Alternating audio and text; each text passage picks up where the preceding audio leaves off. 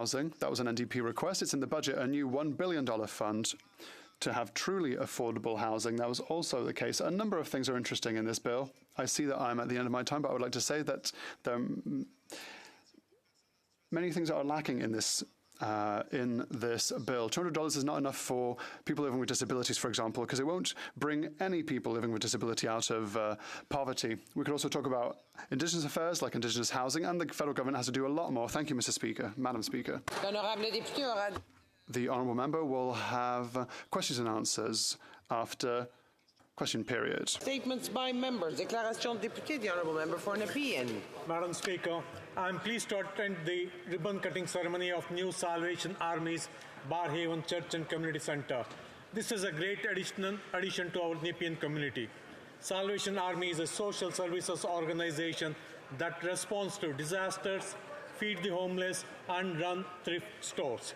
As a local branch of the Salvation Army, Barhaven Church and Community Centre aims to bring help, hope, and salvation to everyone without discrimination.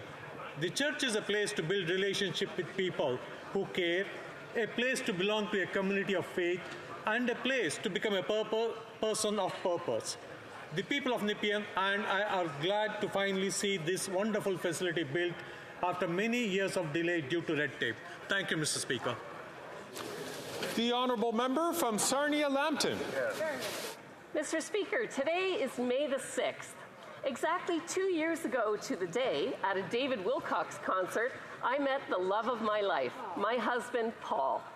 He is wonderfully intelligent, wonderfully humorous, wonderfully loving, and wonderfully tall. From the day we met, he has brought joy to my life, and he has renewed my enthusiasm for doing this difficult job from which I was considering retiring. He has restored again my pride in being the member for Sarnia-Lambton, and he has encouraged me and stood by me every step of the way. He has put the sparkle back in my eyes, a spring in my step, and made me even smilier than before, if that's even possible. We share a love for God, family, and music. Today, I want to thank him for his love and say how much I look forward to doing life together. Happy anniversary, my darling.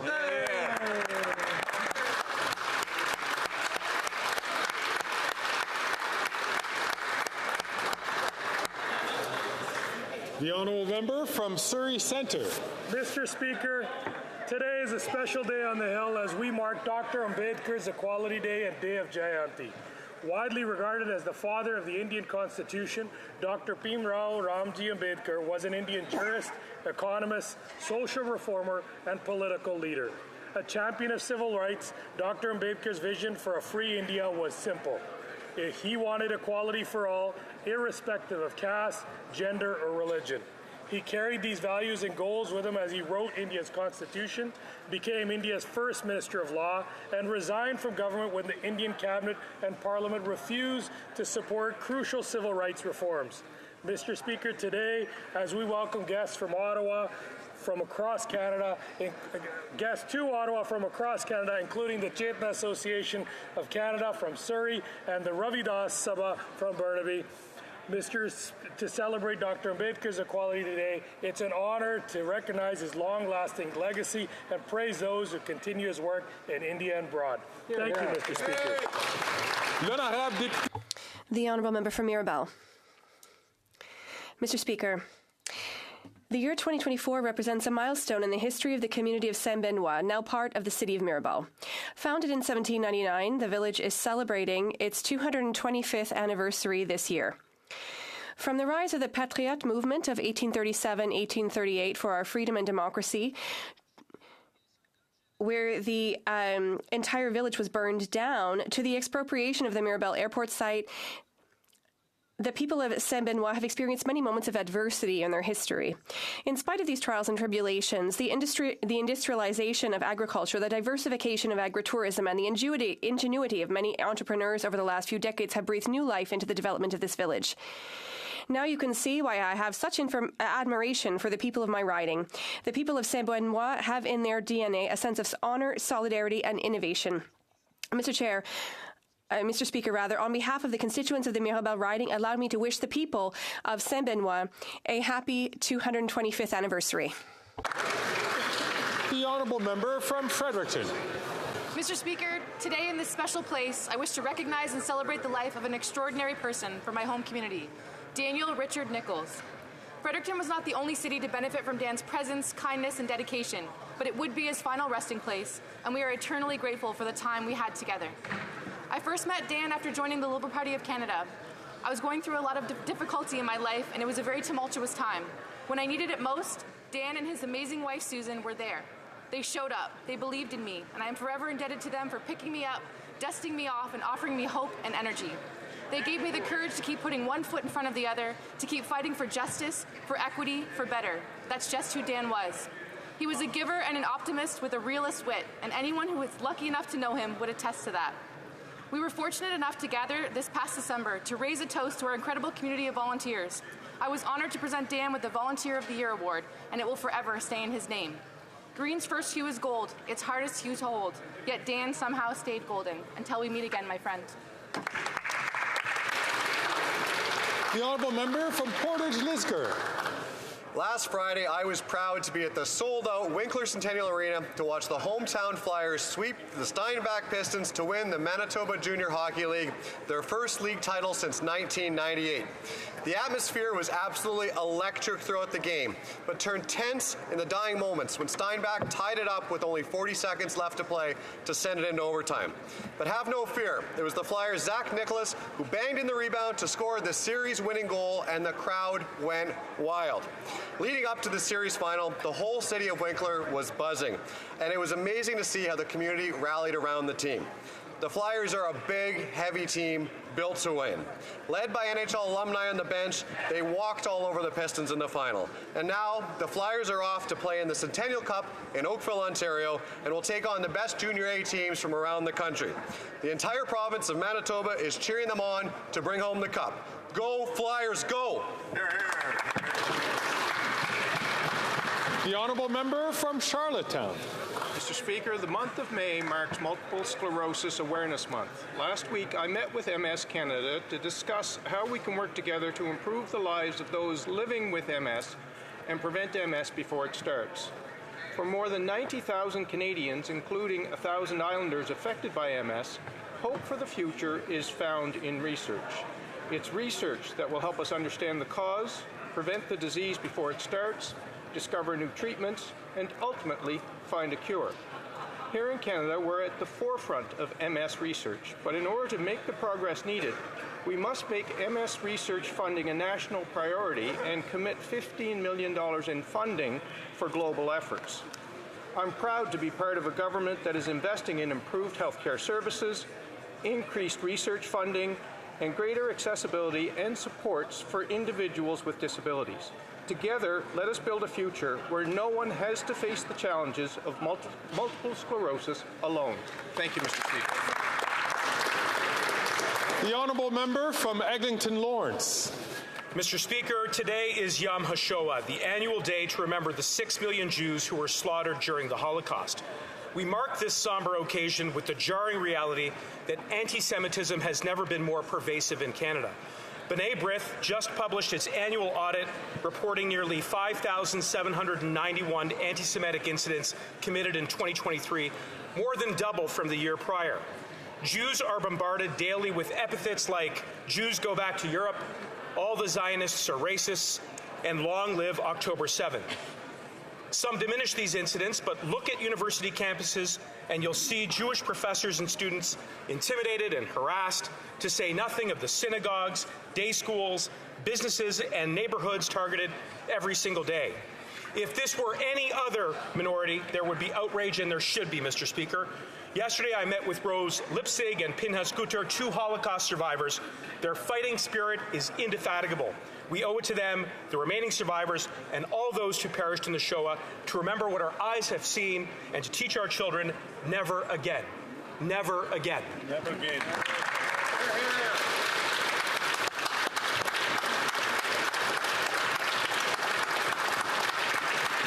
The honourable member from Tobique-Mactaquac. Thank you, Mr. Speaker. It's an absolute honor to rise in the People's House today. And welcome to Ottawa guests from all over the country who are attending the 59th Annual National Prayer Breakfast, Leadership Dinner, and Young Christian Leaders Summit. We are excited that there will be a record attendance this year and are so looking forward to the message of hope that will be shared with all those attending. Our theme this year is Bridge Over Troubled Water. In times like these, when there is so much trouble geopolitically and there is so much uncertainty throughout our world, whether it's within nations or the hearts of individuals, the waters of life can become very troubled and our lives tumultuous and storm-tossed. But the timeless hope of the ages is that when we are in the storms of life, there is a promise we can hold on to, that we are not alone. And we can look towards a source that is higher than we are to find strength, comfort, and courage. It's our hope and sincere prayer that all of us in this chamber would experience the calming reassurance that is offered by the one who still calms the waters, speaks peace in any circumstance, and is our true bridge over troubled waters, Jesus Christ.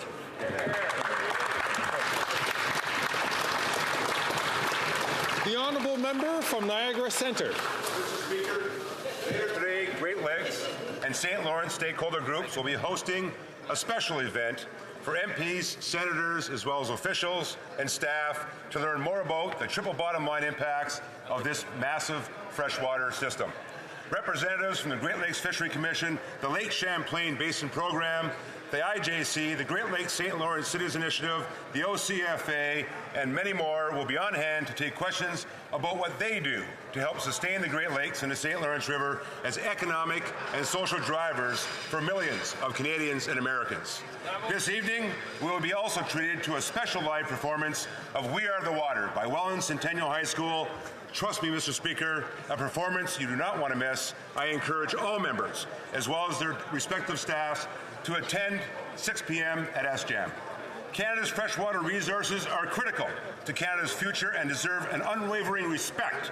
I am very pleased to share and support the binational work being done throughout the basins. Come out and see how we are keeping the great in the Great Lakes. The honourable member from Niagara Falls. Speaker, after 9 years of this NDP Liberal government, 2 million Canadians are using food banks each month. In my community alone, Project Share served more than 13,000 people last year, or 1 in 7 residents in Niagara Falls. This is a 97% increase over the past 2 years. What has been the government's response? They increased the carbon tax by 23%, driving up the cost of food and making it harder to buy groceries, thereby sending more people to food banks. And if that were not sad enough, a new report by Canada's food professor finds that nearly 60% of Canadians are deciding to purchase and eat expired food so they can lower their grocery bills. After 9 years of this incompetent Prime Minister, Canadians are deciding to run the risk of food poisoning because the price of food is so high. This NDP Liberal government is not worth the cost of going hungry or getting sick. It's time for change in Ottawa. It's time to elect a common sense Conservative government. The honourable member for Portneuf, Jacques Cartier. Mr. Speaker, to hear this government talk, all is well, life is good. I invite this government and its ministers to take to the streets with me and join the real world. After 9 years of this government, its laxity has left us in a precarious situation. Unfortunately, the Bloc Québécois is complicit in this. A quick reminder, the Bloc Québécois felt it was too much work to check every single credit, so they instructed us to vote yes on all credits. That's $500 billion of public money. Yes, $500 billion of centralizing inflationary spending. For example, over $60 million for ArriveCan.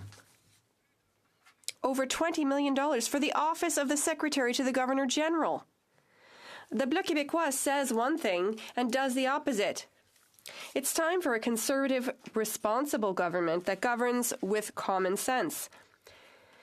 Enough of this Bloc Liberal waste. They have both hands in the candy dish, or rather, in the pockets of honest Canadian citizens. L'honorable député d'Orléans. The honourable member for Orléans. Mr. Speaker. May 5th was the World Pulmonary Hypertension Day. The rare form of the disease is called pulmonary arterial hypertension, or PAH, which severely impacts the health and the quality of life of patients who are affected.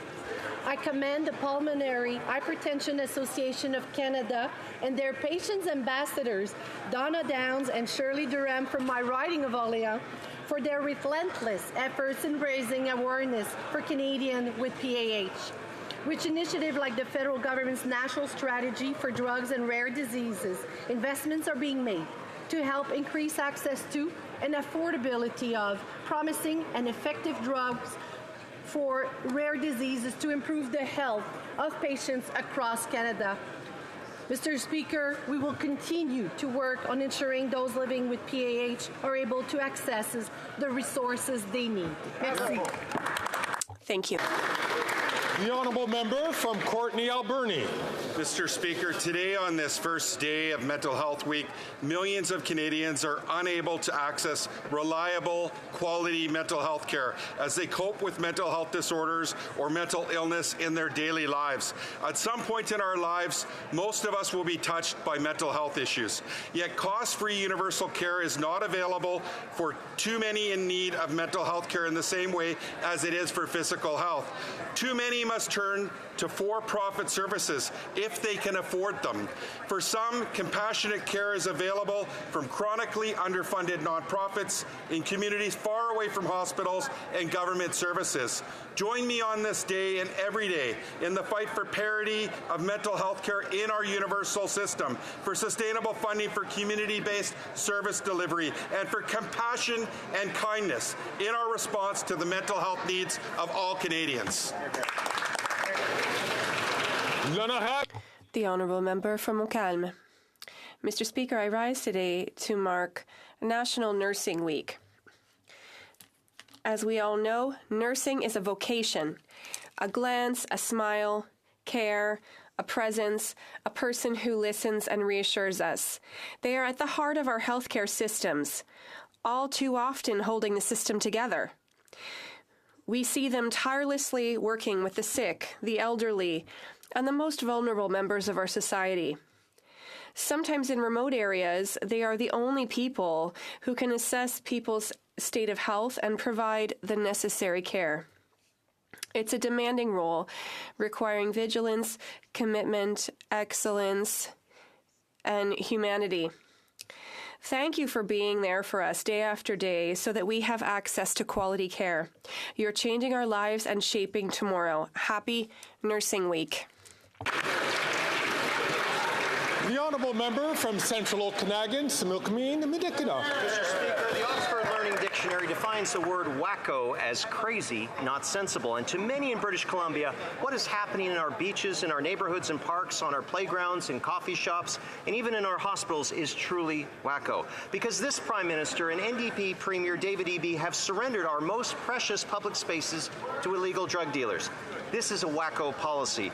These illegal drug dealers prey on our most vulnerable in society. This is not good for those suffering with addictions, nor is it good for public safety. In fact, even the BC NDP have now figured this out.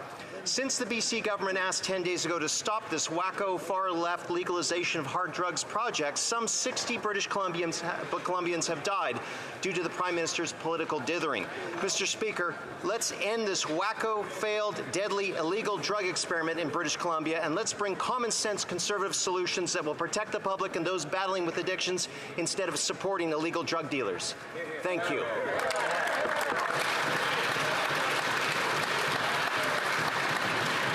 The honourable member from St. John Rothsay. Mr. Speaker, I rise today on behalf of many Canadians who are looking for our government's continued commitment to our coastal communities and their families by standing with the Canadian aquaculture industry. Through investment and innovation in technologies and practices, Canada's highly regulated aquaculture industry can continue to grow and prosper. Our coastal communities on the East Coast and on the coast of British Columbia ask that we are given the chance to continue to thrive with a modern salmon aquaculture industry. 100% of the remaining salmon farms in coastal British Columbia operate with the support of coastal First Nations in whose traditional territories they exist. The activists have an ill-informed agenda that ignores the science. As we look to long-term renewal of BC salmon farming licenses, there's a question of growth and hope versus poverty for many Indigenous communities. The future of Canada's coastal communities depends on it. Thank you, Mr. Speaker.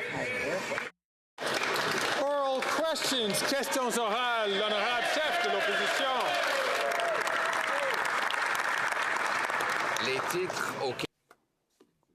The headlines in Quebec again today show that after 9 years, this Prime Minister is not worth the cost of housing, which has doubled in his 9 years tenure. It's a disaster about to happen. Organizations are calling for help. There are renters who are contemplating suicide, soon to be forced to live in their van. These are the headlines. After 9 years, why should Quebecers believe the Prime Minister now? The Honourable Minister of Housing, Infrastructure and Communities. Mr. Speaker, I understand this situation is difficult for renters and people who don't have housing, and that's why the government, after discussion and negotiation, has entered into a deal with Quebec to build affordable housing. With federal officials, 8,000 to 10,000 affordable housing units will be built. The leader of the Conservative Party is opposed. That's not okay. We need to work with our Quebec counterparts to build affordable housing. The Honourable Leader of the Opposition. More expensive promises. This Prime Minister is not worth the cost after 9 years. What's worse, the Bloc voted in favor of $500 billion in inflationary centralizing spendings. That's going to cause interest rates to shoot up. Quebecers will lose their homes, and taxpayers will have to pay even more now on debt service than on health care. When will the Prime Minister recognize that he and the Bloc are not worth the cost? The Honourable Deputy Prime Minister and Minister of Finance. Mr. Speaker, we have a plan to build more housing more quickly, but the Conservatives voted against it. We have a plan for a green industrial transition, but the Conservatives voted against it. Mr. Speaker, I'd like to share some big news that Canadians got last week, and that is that our credit rating, our AAA credit rating, the highest possible credit rating, Canada still has that because of our budget policy. The Honourable Leader of the Opposition. The Minister is not worth the crime, chaos, drugs, and disorder. It has now been 10 days and 60 dead British Columbians since the government of that province has asked the Prime Minister to reverse his deadly and radical legalization of crack, heroin, and other hard drugs in children's parks, hospitals, on transit. Why will he not reverse his radical agenda? The Honourable Minister for Mental Addictions and Health. Mr. Speaker, communities in BC are facing an extremely serious challenge. It is a toxic drug supply on the streets, and people are dying. We know that public consumption is an issue of concern, which is exactly why, Mr. Speaker, BC is amending their proposal, and we have been working with them every step of the way. We're treating this with the urgency it deserves, and all partners are at the table right now, Mr. Speaker, to find the path forward, working with law enforcement and health services so that we get this right and save lives, Mr. Speaker. The Honourable Leader of the Opposition.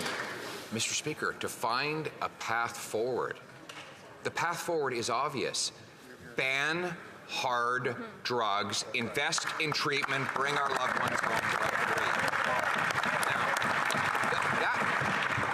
That minister claimed last week that she was waiting for the BC government to provide information before she could decide on reversing radical legalization. It turns out the government had given her that information within hours of the request. She has all the information, so why are her and her radical boss clinging on to this insane policy? The Honourable Minister for Mental Health and Mr. Addictions. Speaker, on this side of the House, we follow science, we follow healthcare experts, and we follow the information. We are working with BC on a comprehensive amendment to their proposal. This takes collaborative work, Mr. Speaker, to get it right. This is a health issue, Mr. Speaker, not a criminal one. The Leader of the Opposition is misleading Canadians in not recognizing that people need health care. They do not need to be re-stigmatized and criminalized. The Honourable Leader of the Opposition. Mr. Speaker, the Abbotsford Soccer Association wrote a letter entitled A Cry for Change.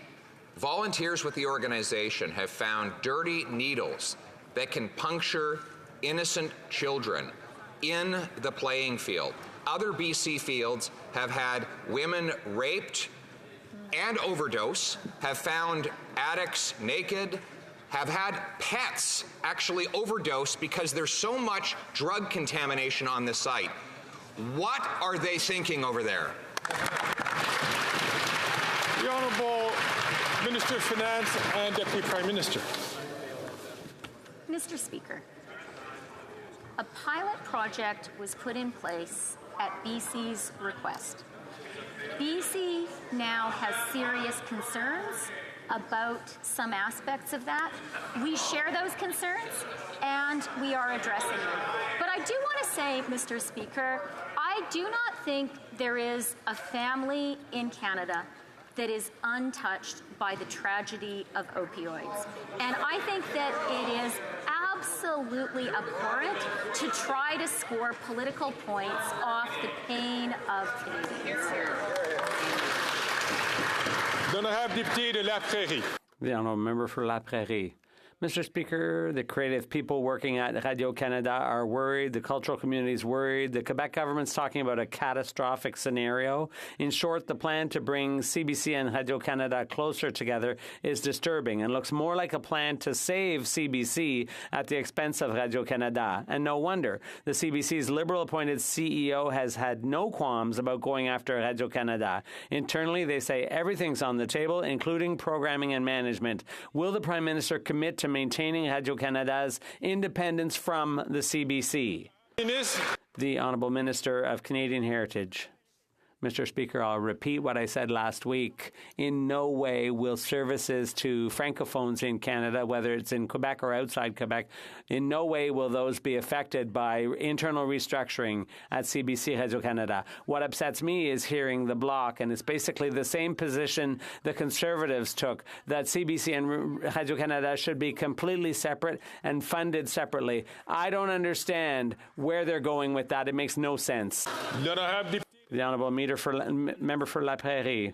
There's what's said publicly, and then there's anonymous information. What La Presse tells us is that nothing has been ruled out with this so-called rapprochement, including programming, and there's indeed talk of a management merger. That means a single management team for the French and English networks. In Canada, when you mix English with French, you always get English because French takes the back seat. Will the Prime Minister put a stop to this very dangerous idea of bringing the CBC and Radio-Canada closer together? The Honourable Minister of Heritage.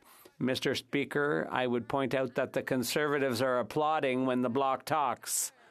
And when the Bloc talks about separating CBC from Radio-Canada, what's going on with the Bloc that they're so aligned with the Conservatives over something as important and fundamental as our public broadcaster? They were never able to protect the public broadcaster from the Conservatives when they were in power. And here we are saying that the Francophone programming and content will be protected. We don't want to cut the funding to the CBC or Radio-Canada. Mr. Speaker, the Liberals delay in protecting women's rights, and the Conservatives straight up want to attack women's rights. Last year, they brought in a motion attacking a woman's right to choose. Right now, they are blocking free birth control for women. And later on this week, they're going to go and attempt attend an anti-choice rally. New Democrats want more freedom, more choices, and more affordability for women. So will the government support us in stopping the Conservatives from denying 9 million Canadians free birth control? The Honourable Minister of Health. Let me state it clearly and unequivocally. Every woman in this country, every part of this country, must have access to the oral contraceptives that she needs to have control over her reproductive future. Any party that stands in the way of that is standing in the way of basic freedom for women in this country to have freedom and autonomy over their body. I will say to the Conservative Party of Canada, stop blocking this so that women can get the reproductive aids they need to have control over their reproductive futures.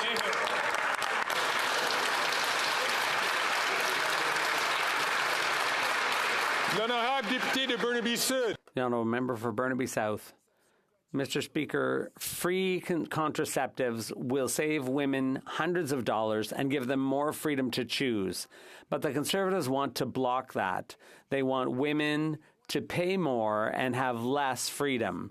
But New Democrats won't allow it. Will the government vote with us today to ensure that 9 million people have access to free contraceptives? The Honourable Minister of Health. Thank you very much, Mr. Speaker. It's a question of freedom for women all across this country. The freedom to have access to medication that women need for their bodies. And I wonder why the Conservatives are blocking this bill, which will provide medications not just for women, but also for diabetics. It's time for action, Mr. Speaker. It's time to ensure that there are true freedoms for women all across the country. This is time to stop blocking this. From Calgary Forest Lawn. After 9 years of this Liberal NDP Prime Minister, it doesn't feel like Canada anymore. Life is more unaffordable than ever. Canadians, the Governor of the Bank of Canada, even random Liberals are saying this government is not helpful. They're out of control spending and not worth the cost. Canadians are living in their cars and in tents because they can't afford housing. They're lining up at food banks in record numbers because they can't afford food, and leaving in droves because they can't afford the high cost of living. When will the Liberals implement a common sense plan and bring in a dollar for dollar law, cap government spending so inflation and interest rates can come down? The Honourable Deputy Prime Minister and Minister of Finance. Mr. Speaker, we have put forward a budget that invests in the things Canadians need. First and foremost, housing. And we're doing that by asking those at the very top to contribute a little bit more. And the good news, Mr. Speaker, is we are doing it in a fiscally responsible way. And you don't have to believe the partisans in any chair in this House. Talk to the analysts at Moody's, who last week reaffirmed Canada's AAA rating, the highest that exists, with a stable outlook. Doesn't get better than that, Mr. Speaker. The Honourable Member from Calgary Forest Lawn. Speaker, common sense is chasing this finance minister. Just like in Alberta, she's speeding away from it. They've put taxpayers on the hook. $54 billion of taxpayer money is going to go to just in interest to this Prime Minister's doubling of the debt. That means more money is going to bankers, bondholders, and this finance minister's Bay Street buddies than to doctors, nurses, and to the healthcare system. Why doesn't she pump on the brakes on the hypocrisy and let common sense catch up? Introduce a dollar for dollar law so inflation and interest rates can finally come down. The Honourable Deputy Prime Minister and Minister of Finance. Mr. Speaker, last week, Moody's reaffirmed our AAA credit rating. These are objective analysts who have pointed out that Canada has the most fiscally responsible plan in the G7. But let's talk for a minute, Mr. Speaker, about hypocrisy. Conservative hypocrisy. Last week, Mr. Speaker, the Conservative leader wrote an op-ed asking business leaders to attack our budget. I guess that's because he doesn't have the courage to come out and say the truth, which is he stands for those at the top, not regular Canadians.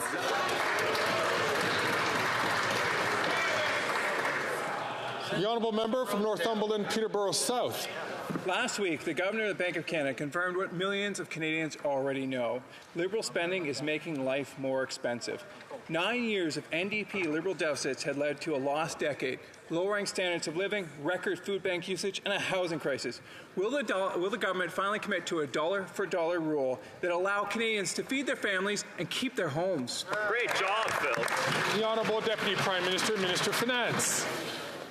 Mr. Speaker, I respect the member for Northumberland, and he is better than actually misrepresenting the words of the Governor of the Bank of Canada. The reality is the Governor of the Bank of Canada, in testimony since the budget, has said, and I quote, "The budget does respect the fiscal guardrails that the government put in place." And I quote, that's what he said. And he said, quote, "Keeping the debt to GDP ratio on a declining track, and importantly, keeping the deficit below 1% of GDP in future years. The budget commits to those guardrails, and that is helpful." The Honourable Member from Northumberland, Peterborough South.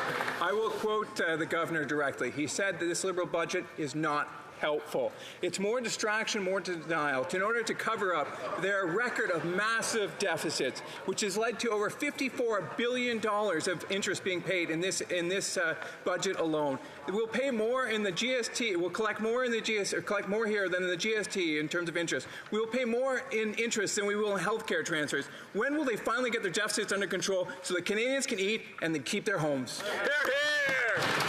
The Honourable Deputy Prime Minister, Minister of Finance. Mr. Speaker, that is simply not true.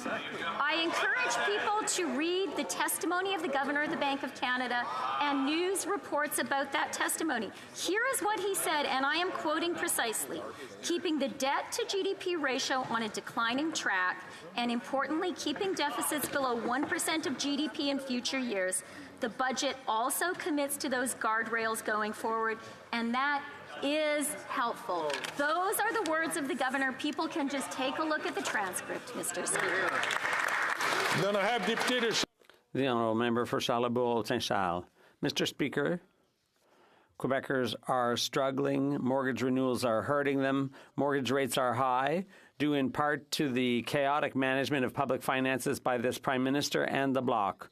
Over the past 9 years, more than $500 billion in additional spending has been voted in by the Liberals and supported by the Bloc. That includes $115 billion in June 2022 for pipelines. And yes, the so-called Green Bloc voted for a pipeline. Will the Liberals on the Bloc take responsibility for the high cost of mortgages and of living? The Honourable Minister. Mr. Speaker, Canadians hear one party that has no ambition, no vision, and no plan. Mr. Speaker, Canadians have a choice to make. They have a choice to listen to a party that has no vision, or a government that's investing in youth, in growth, in housing, in science, and in research. Mr. Speaker, here on this side of the House, we will continue to invest in Canadians because countries that have confidence invest in their people, and that's precisely what we'll do. The Honourable Member for Charlebourg-Saint-Charles. Mr. Speaker, the Conservative Party has a lot of vision and common sense, unlike the government opposite, which seems to have lost sight of that. The Bloc is doing no better than the Liberals. The Bloc supported $500 billion in extra spending. They've always voted against the budget, but they do vote for all of the budgetary appropriations. And that's why Quebecers and Canadians are struggling. Will the government ask the Bloc why they're always supporting them in their nonsensical programs? Mr. Speaker, Canadians watching understand that that's not common sense. It's nonsense in 2024 to have no ambition for the country, no vision, no plan for the country at a time when we're in a full economic transition. People watching at home understand we're investing in science and research. We're investing in the next generation. We're investing in growth. It's the time for that. That's what we're doing. It's time to invest. We're a confident nation, and we will build the Canada of tomorrow together. The Honourable Member for Jonquière. Let's come back to immigration. On February 12th, the House supported a motion giving the government 100 days to convene a First Minister's meeting on immigration capacity, 100 days to table a plan to revise federal immigration targets as early as 2024, 100 days to table a report on the gap between federal targets and settlement capacity, then 100 days to determine how to close this gap financially to ensure the successful settlement or integration of newcomers. There's 2 weeks to go. Have the premiers been invited to this meeting? Is the invitation in the mail? The Honourable Minister of Immigration. Thank you, Mr. Speaker. As the member should know, I met with my colleagues, ministers, on Thursday. I'm looking forward to what comes out of that meeting this Thursday, and they will explain what their settlement capacity is. So I'm looking forward to what follows. The Honourable Member for Jonquière. Thank you. As early as November, this House voted unanimously, calling on the federal government to review its immigration targets as early as 2024, after consultation with Quebec and the provinces, based on their settlement capacity. Even the Liberals recognize that the targets should reflect needs in housing, health, education, franchisation, and infrastructure. Yet Ottawa continues to increase immigration in 2024 and again in 2025. When will the government listen to the reasonable demands of this House and stop blindly increasing immigration levels? The Honourable Minister of Immigration, Refugees and Citizenship. I believe I answered the previous question. It's the same question, essentially, so the question's been asked and answered. The Honourable Member for Jonquière. Wow, that's going to get us really far. The federal government is blindly increasing its levels despite the House's request to adjust levels to suit settlement capacity, despite the House's request to start this process within 100 days with a meeting of First Ministers, despite the unfavorable opinion of the Public Service, warnings of economists, and despite CMHC figures showing that the housing crisis is getting worse. They want to know nothing about that. Why do the Liberals refuse at all costs to know how many people we can realistically accommodate without shortchanging them in terms of services or their basic needs? The Honourable Minister of Immigration. As I just said, Mr. Speaker, and I don't know if the member changed his sheet of paper for all three of those questions. They all sounded the same to me. I will be meeting with my provincial counterparts this Thursday to discuss our cooperation. We'll see what comes of that. But we are going to look at our levels. We haven't said which direction they'll move in. The Honourable Member for Mégantic-L'Érable. Mr. Speaker, the Prime Minister, supported by the Bloc, isn't worth the cost Quebecers pay for their mortgages, rent, food, gas, and taxes. Every day we hear moving stories of Quebecers who have to live in their cars or go without food, or of food banks that can no longer supply to meet the demand of their customers. All of this because of the Prime Minister's $500 billion in inflationary spending supported by the Bloc. When will the Prime Minister stop spending so people can finally start eating again despite the Bloc? The Honourable Deputy Prime Minister and Minister of Finance. Mr. Speaker, Quebecers need investment in healthcare, and we're doing that. Quebecers need investment in childcare, and we've done that too. Quebecers need investment in housing. We're doing that.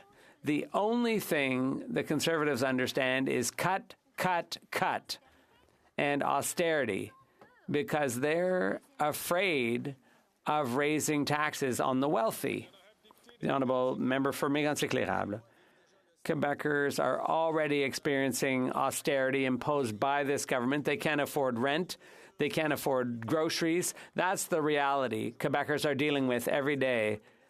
After 9 years, this Prime Minister has found a dance partner to spend and create even more inflation at the expense of families. He knows the Bloc won't vote against them because the Bloc loves this Liberal government.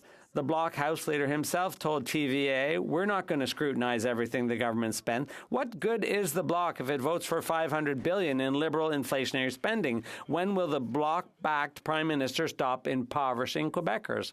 The Honourable Minister. Thank you, Mr. Speaker. Speaking of reality, The Conservative leader, when he was minister responsible for housing, he got 6 housing units, affordable units built, whereas we're getting 8,000 built. So the Conservatives have insulted Quebec municipalities, calling them incompetent. So 6 versus 8,000. Who is the more incompetent here, Mr. Speaker? The honourable member for Louis Saint Laurent. Mr. Speaker, it's already been a few weeks now that there's been a grievance at the University of Quebec.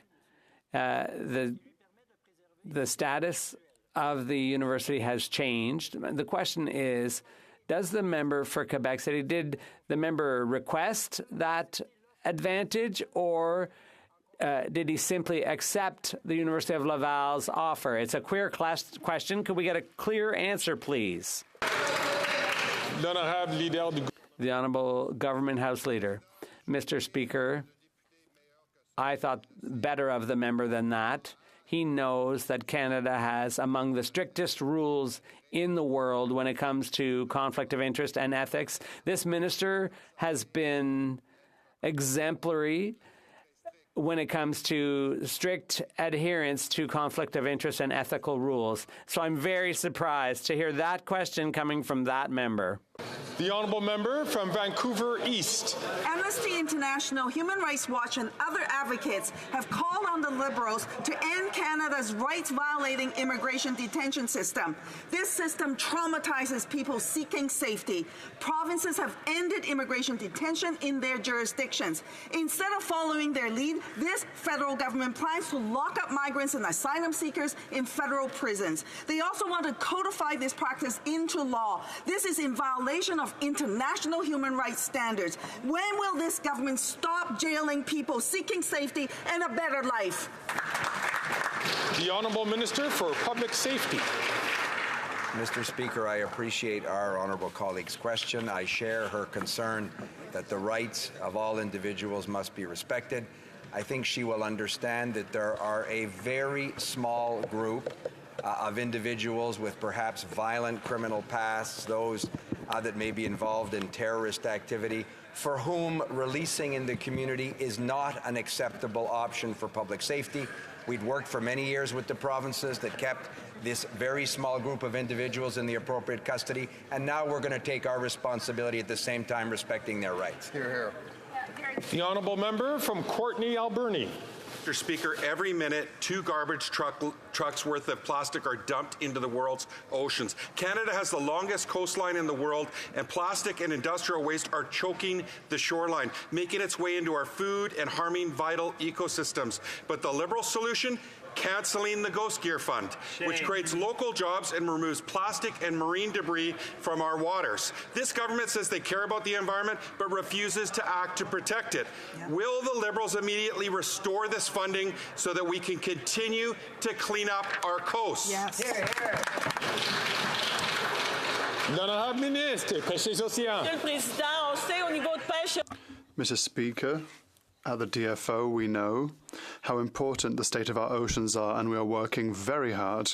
Projects have been implemented for recuperating phantom objects, and the work will continue, Mr. Speaker, with our communities and with those in the field. Thank you, Mr. Speaker. The honourable member from Mississauga, Malton. Speaker, our government will always uphold the Charter of Rights and Freedoms to protect Canadians' rights. We even established a rule in 2019 that every government bill must be accompanied by a charter statement to ensure that Canadians' rights are respected in all legislation. Last week, the leader of the opposition admitted that he would overrule Canadians' rights using the notwithstanding clause. Can the Minister of Justice please reaffirm our government's commitment to upholding the Charter? The Honourable Minister of Justice and Attorney General for Canada. I thank the member for the question. I will state that our government will stop at nothing to ensure that Canadians' charter-guaranteed rights and freedoms are protected. You cannot claim to care about freedom and then vow to strip certain people's freedoms away when it is politically inconvenient. That is not democracy, Mr. Speaker.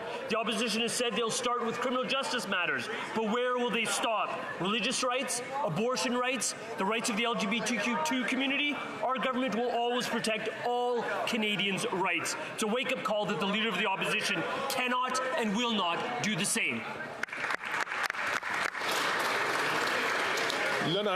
The Honourable Member from Montmagny-Lillet and Morasca Rivière-du-Loup.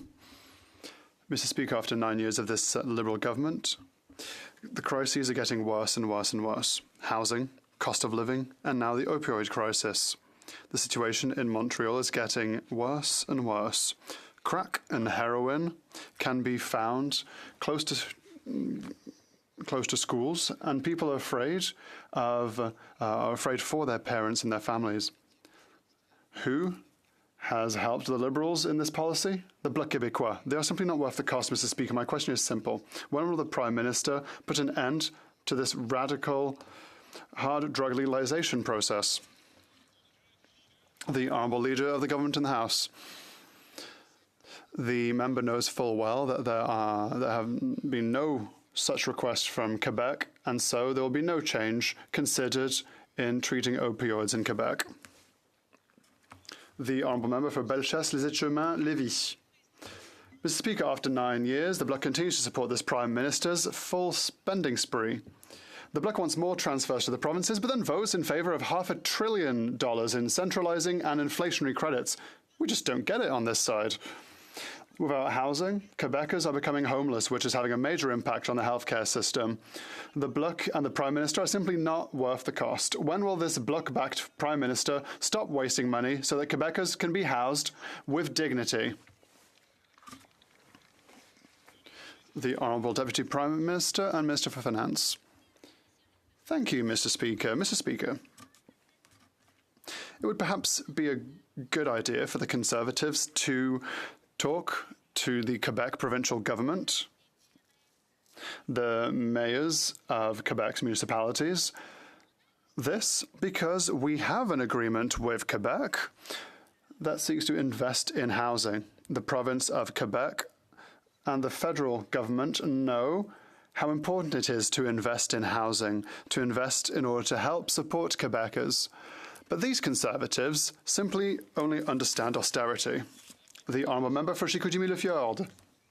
Mr. Speaker, after 9 years under this government, it is clear that the Bloc and the Prime Minister are simply not worth the cost. The housing shortage and high rents have forced a 42-year-old woman to live in her minivan, and she won't be the only one. While Quebecers are simply trying to survive, the Bloc has chosen to vote for $500 billion in Liberal budget allocations. This means they voted for bureaucracy, red tape, and waste, like the $60 million Arrive scam program. When will the Bloc-supported Prime Minister stop wasting money so that Quebecers can start living with dignity again? The Honourable Minister for Housing. Mr. Speaker, if the member thinks there's a problem in housing in Quebec, then why did he vote against housing projects in Quebec? 6, that's the number of total affordable housing units were built when the current leader of the Conservatives was Housing Minister. We are continuing to invest in affordable housing throughout Canada and in Quebec. We are investing in affordable housing, Mr. Speaker. The Honourable Member for Chicoutimi-Le-Fjord. Mr. Speaker, after 9 years of this government, the housing crisis has become so serious that Quebecers are having trouble choosing between housing and food. The Journal de Montréal let us know that a 42-year-old woman is living in her minivan while the government continues to spend. And yet the Bloc, which claims to defend the interests of Quebecers, is making the situation worse by voting with the Liberals for $500 billion in budget appropriations. So it costs a lot to vote Bloc. Mr. Speaker, when will the Bloc-supported Liberals stop their out-of-control spending? The Honourable Minister for Public Services and Procurement. Thank you, Mr. Speaker. I'm very happy to be able to speak to housing with my colleague from Chicoutimi-Le-Fjord. In his riding alone, 180 affordable housing units were built. It's a great result. The only issue is that perhaps he could talk about with his leader so that he can figure out why only 6 affordable housing units were built during his entire mandate.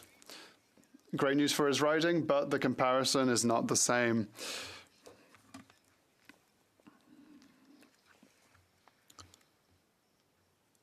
The Honourable Member for Trois-Rivières.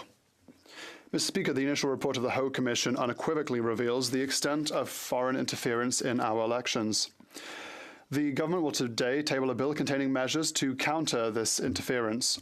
Better late than never, but if the government wants to show that it is really serious, it must finally create a register of foreign agents, as everyone has been asking it to do. The Bloc Québécois intends to table a bill to create a binding registry. But there's nothing to stop the federal government from going ahead today. Will the minister commit to legislating to create a binding registry of foreign agents? The Honourable Minister for Public Safety. Mr. Speaker, of course, we appreciate our colleague's enthusiasm. He has a certain experience here in Parliament. He wouldn't want me to talk about a bill before it is actually tabled in this House of Commons. Mr. Speaker, I may be censured by yourself because it would be a violation of parliamentary privilege to do so, and I would never want to do that in my life. So I would like to ask my colleague to be patient, and I have full trust that we'll be able to work with him on these important issues in the future. The Honourable Member for Trois-Rivières. Mr. Speaker, the HoC Commission report also reveals the irresponsible attitude of the Prime Minister and the Liberal Party of Canada when faced with China's interference. The report confirms that as early as 2019, the Prime Minister was duly informed of irregularities in the candidate nomination in Don Valley North. The report even specifies on page 137 the reasons given by the Prime Minister for not withdrawing his candidate from the election. These reasons include, and I quote, given that the Liberal Party expected to win Don Valley North. In other words, the Prime Minister doesn't care about interference at all if, in the end, the Liberal Party wins. Should democracy take precedence over partisanship? The Honourable Minister for Public Safety. Mr. Speaker, unfortunately, I disagree with the last few words of my colleague's question. We are the full government that implemented measures to counter foreign interference. We have since improved them, following recommendations made by experts.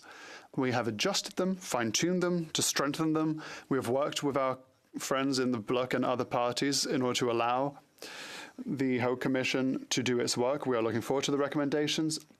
And for sure, Parliament will have to work together in order to work with these recommendations. Member from Mission, Mascree, Fraser Canyon. Mr. Speaker, after 9 years, this NDP Liberal Prime Minister is not worth the crime, chaos, drugs, and disorder. Since the request 10 days ago to end deadly legalization, 60 British Columbians have died, and the impacts are felt in every community.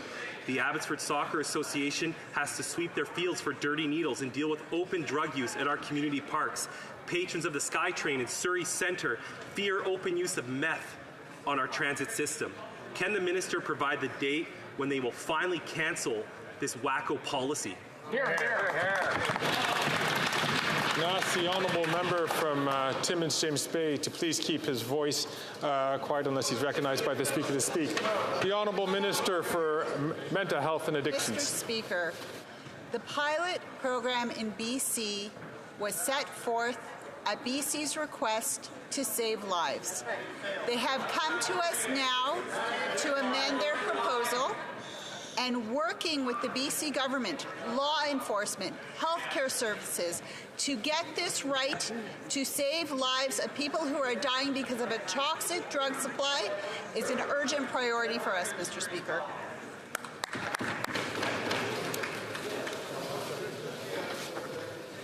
Again, I'm going to ask all members, please, to hold their comments until they're recognized by the chair. The honourable member from Fort McMurray, Cold Lake. After 9 years of this NDP Liberal Prime Minister is not worth the crime, chaos, drugs, or disorder. It was 10 days ago that the BC government pleaded with this Prime Minister to end this wacko drug policy. There have been 60 overdose deaths since BC begged for this to come to an end. On what day will they finally act and give BC what they're asking for?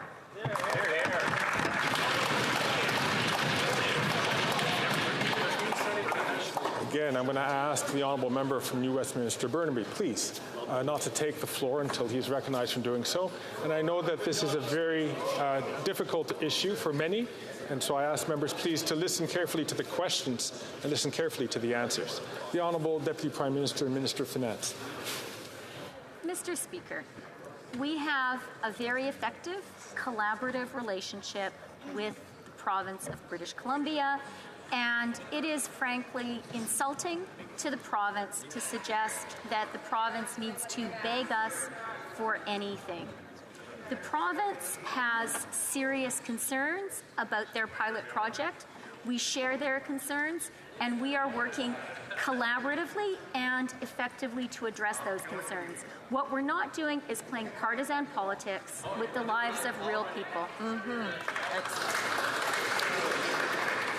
The Honourable Member from Kelowna Lake Country. After 9 years, this NDP Liberal Prime Minister is not worth the crime, chaos, drugs and disorder. The BC government sent the Prime Minister all the information he needs to end his wacko drug policy experiment. In his 10 days of inaction, it's estimated 60 British Columbians' lives have been tragically lost to overdoses. Wacko drug policies have the RCMP citing government-supplied drugs being diverted, and open drug use of crack in hospital rooms, meth in restaurants, fentanyl in parks and playgrounds. Wow. How many more days will it take this Prime Minister to end his failed drug policy experiment? The Honourable Minister of Health. Thank you very much, Mr. Speaker, and of course, all members in this House are absolutely ripped apart by what we're seeing the opioid crisis do across this country. The responsibility that we have to the families who've lost loved ones, to people who are in crisis right now, is to make sure that we follow evidence. And the reality is, Mr. Speaker, that the ideas proposed by the Conservatives have been tried and failed everywhere they've been tried. And that if we're going to have honest conversations, holding out false solutions is very disappointing on a subject so sensitive. We need to work collaboratively in an evidence-based way to make sure that we do everything we can to get this right, Mr. Speaker. The Honourable Member from Richmond Hill. Mr. Speaker, over 1.9 million seniors 65 and over have successfully applied for Canadian Dental Care Plan. Yeah. Conservatives chose to vote against funding toward the CDCP. However, the numbers speak for itself and have demonstrated Canadians' overwhelming support for this program. Can the Minister please update the House on the impacts of the work being done to provide access to dental care for Canadians? The Honourable Minister of Health. Thank you so much, Mr. Speaker. I want to start by thanking the member for Richmond Hill for all of his work to promote. The Chair's been pretty patient with the member from Sherwood Park, Fort Saskatchewan, on calling out when he doesn't have the chair. I'm going to ask him, please, to listen respectfully to the questions that are asked and to the answers that are given. The Honourable Minister from Health can start from the top, please. Thank you, Mr. Speaker, and I want to start by thanking the member for Richmond Hill, who has been such an incredible advocate to making sure all Canadians get the oral health care they deserve. And I want to say that in the first 3 days, we've had just extraordinary results, Mr. Speaker. 15,000 seniors have already, in fact, more than 15,000 seniors just in the first 3 days have already gotten service. And when you think about that, Mr. Speaker, it's a fundamental issue of dignity and prevention. Those are seniors who aren't going to wind up in a hospital room. Mr. Speaker, we need to continue that momentum. More than 8,000 dentists have now signed up, with more and more signing up every day. We're going to get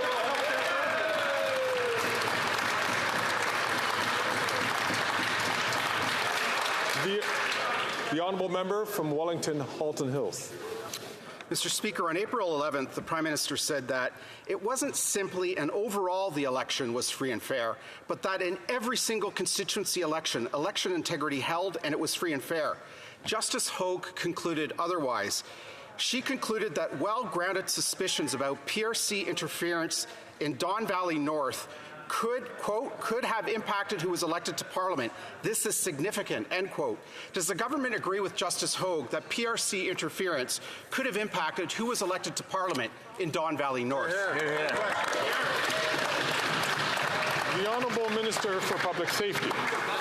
Mr. Speaker, we agree with Justice Hogue that there has been an increase in foreign state actors, hostile state actors, seeking to interfere in the Canadian democratic process. Obviously, that takes place at the riding level. We also noted Justice Hogue saying that this is the case for a very small number of constituencies, and she is not able to draw definitive conclusions as to the extent of that impact. So I understand my honourable friend is identifying some of what Justice HoC said. I think it's important to put it in the context that she herself did.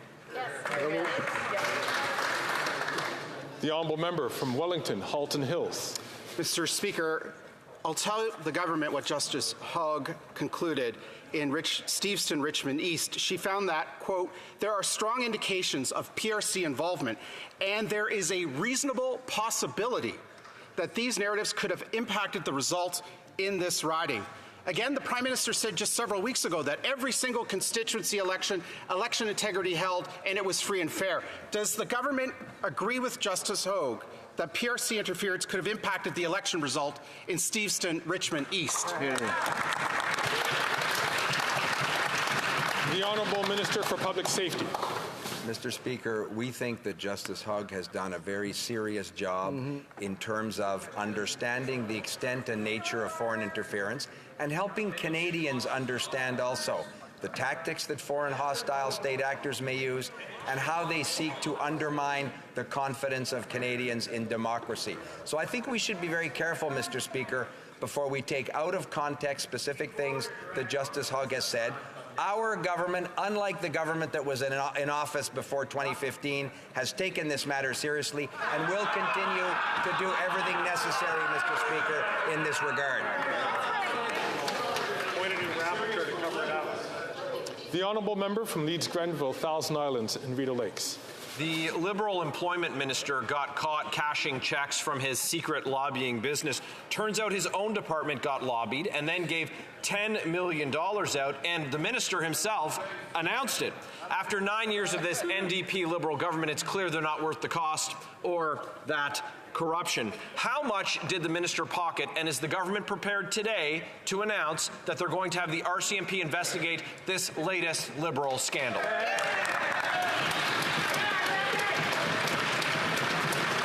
The Honourable Government House Leader.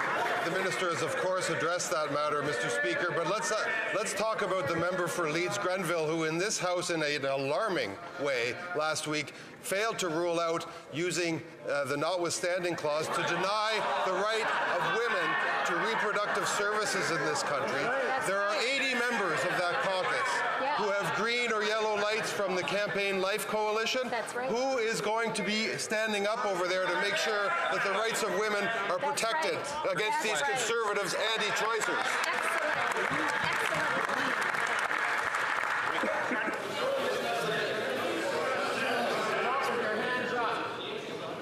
The honourable member from St. John's East.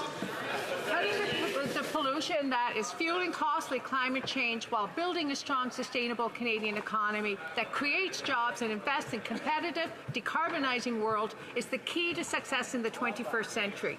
The latest National Inventory Report confirms Canada has bent the curve and is reducing emissions toward achieving the country's 2030 emissions reduction goal. Can the Minister of Environment and Climate Change update Canadians on this progress and the next steps in climate action? The Honourable Minister for the Environment and Climate Change. Thank you, Mr. Speaker, and I thank my honourable colleague for her question. In fact, the emissions are down in Canada. And it's not only according to us, but the independent Canadian Climate Institute says that for the first time in the history of Canada, we're on track to meet our 2026 and 2030 targets, Mr. Speaker. 44 million tons less pollution in 2022 than in 2019. That's the equivalent of removing from our roads in Canada 13 million vehicles, which is basically half of our existing vehicles in Canada. More needs to be done, which is why we're the first and only country in the G20 to have eliminated fossil fuel subsidies and the only large oil and gas producer to put in place a cap on emissions, Mr. Speaker. The honourable member from Edmonton Strathcona. Mr. Speaker, the expected military invasion in Rafah will be catastrophic. Over 1 million people, half of them children, have no safe place to go. In Gaza, there's famine in the north and bombing in the south. This escalation threatens the safety of both Israelis and Palestinians. The Liberals should be doing everything to protect innocent civilians, and this includes the hostages. Where are the promised sanctions on extremist settlers? Where are the two-way arms embargo? Why won't the minister do what she promised and act to save lives? The Honourable Parliamentary Secretary. Thank you, Mr. Speaker. The violence must stop. What is happening in Gaza is catastrophic. As we have said from the beginning, a military operation in Rafah would be devastating for the Palestinian civilians and foreign nationals. They are seeking refuge. They are mothers and children. They have nowhere else to go, and asking them to move again is unacceptable. We continue to call for a sustainable ceasefire. This cannot be one-sided. Hamas must release all hostages and lay down its weapons, and humanitarian aid must get into Gaza. Thank you, Mr. Speaker. The honourable member from Saanich Gulf Islands. Unfortunately, and contrary to what the Minister of Environment just said, Canada is not on track to meet our target for 2030, which is expressed to the United Nations as 40 to 45% below 2005 levels, only conveniently forgetting the range to 45%. And on top of that, we're still spending more money to support fossil fuels than to decarbonize. $34 billion on Trans Mountain, another $5.7 billion on fraud, carbon capture and storage, as well as underspending when they promise they're going to spend money on climate. We are at least $14 billion behind that promise. The Honourable Minister for the Environment and Climate Change. Mr. Speaker, if you won't take it from me, maybe the member will take it from organizations which you probably know very well. Environmental Defence said, and I quote, "New data released today by the Government of Canada shows that we're finally starting to bend the curve when it comes to climate pollution.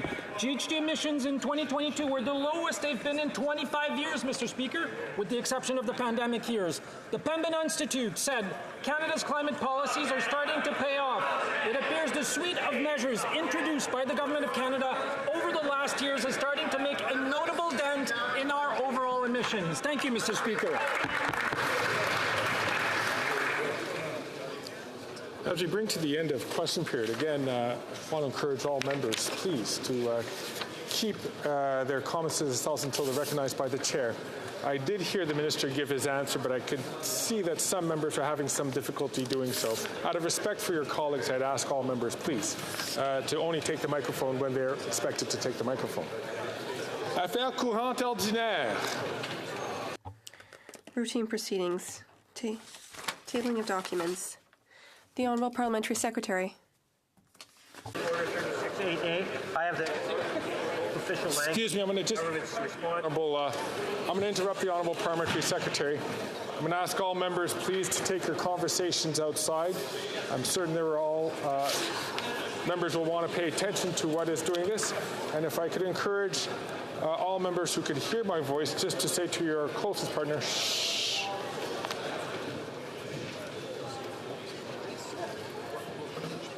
The Honourable Parliamentary Secretary. Yes, thank you, Mr. Speaker. Pursuant to Standing Order 36.8a, I have the honour to table in both official languages the government's responses to 28 petitions. These returns will be tabled in an electronic format. Introduction of government